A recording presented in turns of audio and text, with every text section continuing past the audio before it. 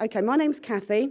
I work for community services in Lambeth and Southwark, and I work for health, and I'm a nurse by trade. But over the last 20, 30 years, I've been managing community rehabilitation teams and working closely with social services, developing integrated services to meet people's needs in the home, really supporting older people and people with disabilities in their own home. So I've come to talk to you about social care and give you a little bit of insight into how it works and the importance of working together. So social services. Social services role, what do they do? I think people have a lot of misconceptions. Social services are part of the council. They're very separate from the other council services such as housing, or the refuse collection, education, and they're responsible for assessing people's needs and supporting them, largely when they're not able to look after themselves or live independently anymore. The council services are also very different from the benefit services. I think it's really important to point out. Sometimes people think that the council are responsible for the welfare and benefits that we may receive, and they're not, they're completely separate. What social services do and what they're responsible for and actually have a legal obligation to do is assess a person's need. And if the person, they're not free like the NHS is at the point of need, so the people are financially assessed. So they have to also undertake a financial assessment, but they do that after the assessment of need and the care and support is agreed.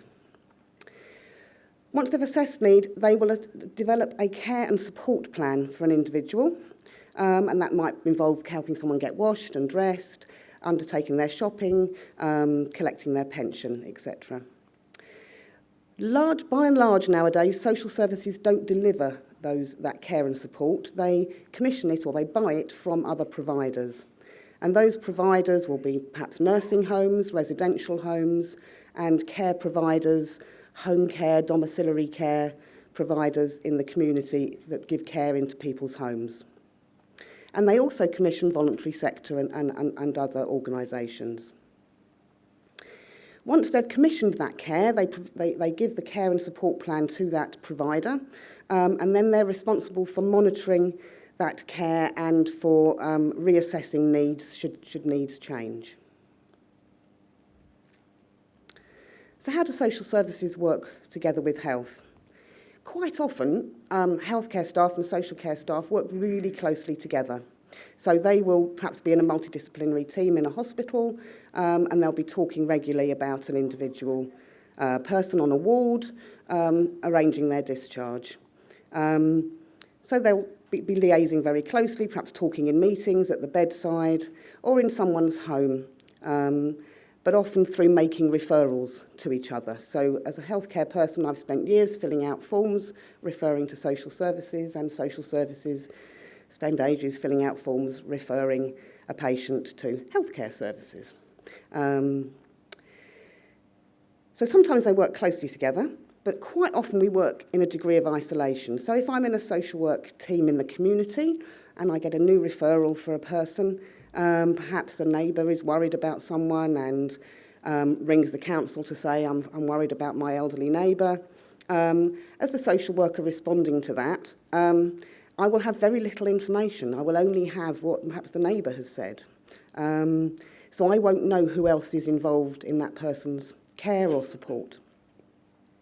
Trying to find out who's involved in that person's care is very, very difficult. So if I'm, again, that social worker going to see Mrs. Jones, I can ring the GP surgery, I need to speak to the receptionist will say, oh, the doctor might ring you back, etc. So actually, I'm not going to know if the district nurses are involved or if anybody else is involved or what hospital they're under.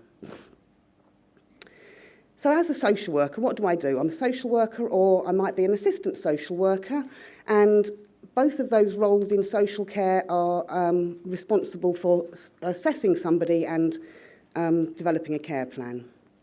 I need information to know how to provide that care plan and develop that care plan. So I need to know what the health problems are, how that impacts on someone's daily living, if they're long-term problems or they're short-term, how they might fluctuate during the day, how they might affect that person's behaviour, whether they're at risk, perhaps of falls, pressure ulcers, perhaps they've had a head injury and they're not able to think as clearly as they did, and perhaps they need help managing their money. Any particular issues or challenges providing care and support. And I also need to know what the family, carers, support networks, views, abilities and contribution may be. So as I said, social care is provided in a variety of settings. You'll be familiar probably with nursing homes and residential homes. Social services actually, the social service sector overall, employs many, many thousands of nurses in care settings. They also provide care in the community and with domiciliary care, and you may be familiar with home care workers that will help people get up and washed and dressed. They will have supervisors as well who will supervise those care staff, and those supervisors will often liaise with the GP, etc. So the council services are provided in a number of areas. The care plan that's developed by the social worker or on their team will go to that care provider, but it will often provide quite minimal information. It will provide this, Mrs. Jones needs help to get washed or dressed, but what it won't do is provide all the medical history and the background for that person.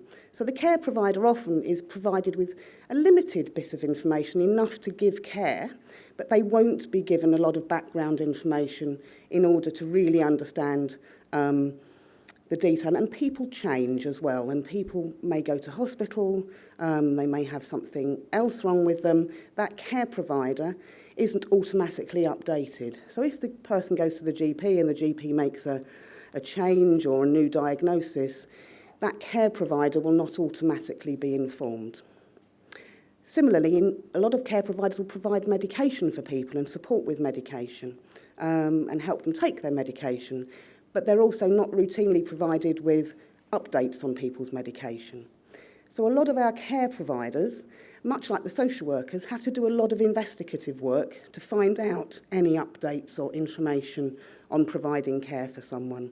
And they may know someone's gone to hospital for an outpatient appointment, but they have to dig around and try and find out what may have changed and they might need to know about. So I think that's my little summary. I think my time is up. I hope I've given you a flavour for social care and what the social workers and their team and staff do, and then what the care providers do, and some of the challenges. And I think we've got time for Q&A a bit later.